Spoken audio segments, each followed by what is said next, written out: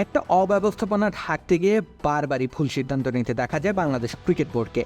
ক্রিকেটে এ দলের মূল কাজটা কি, অথবা এ দলে কোন খেলোয়াড়দের জায়গা দেওয়া উচিত? এমন প্রশ্নের উত্তরে সবাই হয়তো বলবেন জাতীয় দলের আশেপাশে থাকা সম্ভাব্য পরবর্তী খেলোয়াড়দের সুযোগ দেওয়া উচিত এ দলে।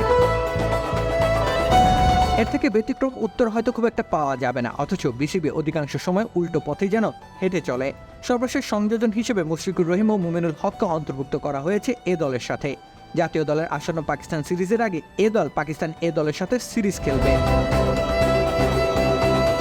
পাকিস্তান এ দলের বিপক্ষে প্রথম 4 দিনের ম্যাচটি হবে পাকিস্তানের মাটিতে। সে ম্যাচের জন্য মুশফিক ও মুমিনুল জায়গা পেয়েছেন এ দলের স্কোয়াডে। নির্বাচকদের ভাবনাটা সম্ভবত স্পষ্ট, বহুদিন খেলার মধ্যে না থাকা অভিজ্ঞ ক্রিকেটারদের খেলার সুযোগ তৈরি করে দেওয়া। এখানেই মূলত অপারগতা ঢাকতে গিয়ে ভুল করে বাংলাদেশের ক্রিকেট সংস্থা।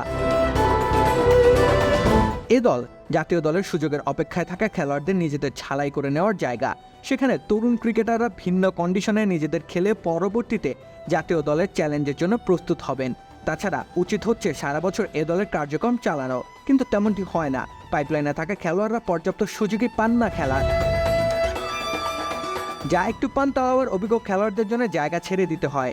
2005 সাল থেকে মুশফিকুর রহিম খেলছেন টেস্ট ক্রিকেট। দীর্ঘ প্রায় 19 বছরের যাত্রায় তাকে প্রস্তুতির জন্য এ দলের সহায়তা প্রয়োজন হয় কি, এমন একটা প্রশ্ন চাইলেই তোলা যায়।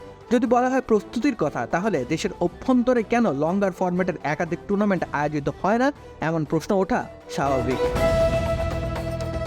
মুশফিকুর রহিমের নিশ্চয়ই নতুন করে কিছু শেখার নেই। তিনি বাংলাদেশের অত্যন্ত পরিশ্রমী খেলোয়াড়দের একজন, তাতে সন্দেহের অবকাশ নেই। এমন একজন খেলোয়াড়কে প্রস্তুত হতে একজন উদীয়মানের জায়গা ছেড়ে দেওয়ার এই ধারা বাংলাদেশকে পিছিয়ে দেয়। আবার কবে লাল বলের ম্যাচ খেলার সুযোগ হবে বিদেশের মাটিতে, সেটা তো অনিশ্চিত। পরিকল্পনা ঘাটতির কারণে এমনটা ঘটে বাংলাদেশে, কেননা জাতীয় দলের পরীক্ষিত খেলোয়াড়দের এ দলের সাথে যুক্ত করতে হয় বাধ্য হয়ে। এবারও তেমনটিই ঘটছে। মুশফিক আর মুমিনুল স্কোয়াডে থাকা মানেই তারা দুইজনই খেলতে নামবেন। সেদিক থেকে দুই তরুণ ক্রিকেটার বেশ ভিন্ন কন্ডিশনে খেলার সুযোগটা হারাবেন। এরপর তারা যখন জাতীয় দলে বিদেশের মাটিতে খেলতে নামবেন তখন খাবেন। এরপর আবার তাদের ফেরানো হবে এ দলে। এজন্য এক অনন্ত চক্র, শেষ হওয়ার নয়।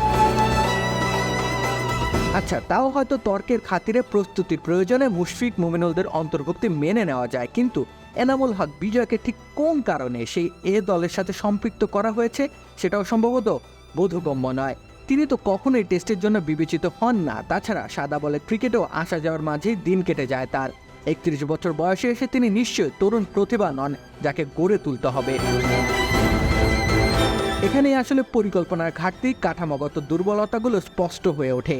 এই ধারায় বাংলাদেশ ক্রিকেট দলকে বাধ্য করে থমকে দাঁড়াতে। বাংলাদেশ বরং নিজেদের সেই শেষ না হওয়া বৃত্তের মাঝেই ঘুরপাক খায়, বিশ্ব ক্রিকেট থেকে ছিটকে যায়। রাকিব হোসেন রুম্মান, খেলা 71।